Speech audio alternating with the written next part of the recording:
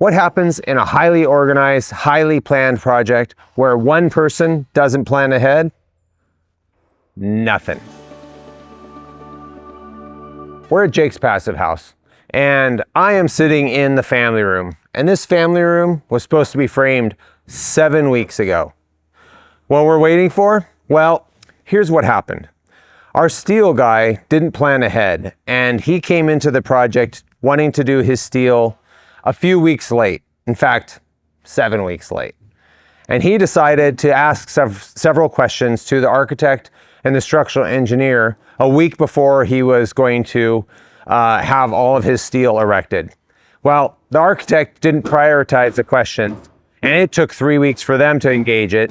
Then the structural engineer took a week or two to engage, and then they have some cross conversations, and pretty soon, 6 weeks later, we have the answers that the steel guy needed to fabricate his steel. But now, the timing that he had in his schedule to do that fabrication has long gone, and he's given it to other jobs. So now we have to wait for an opening in his schedule. 7 weeks later, we're still waiting. We have some big steel trusses up here, or moment frames, that are required for the entire structure of this house, and we can't build it. So what happened? Well, we end up working around all of the things in this project that can be done. So plumbers are downstairs doing plumbing, but we can't put in electrical because we don't have a roof. We can't put in windows because there's a potential for them to get damaged during framing. We can't put in HVAC because we don't want it to potentially get wet, even though it's September in California. So we end up having to wait.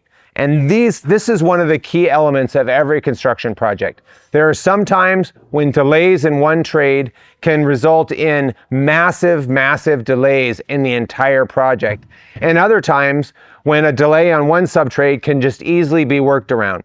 For instance, if we have a window that got broken, we would have to wait for that window to get reordered, remanufactured, and delivered.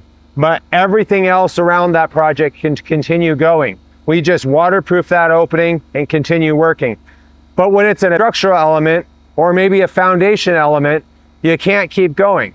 And so you end up having these massive delays that really put a crimp in the entire budget and structure.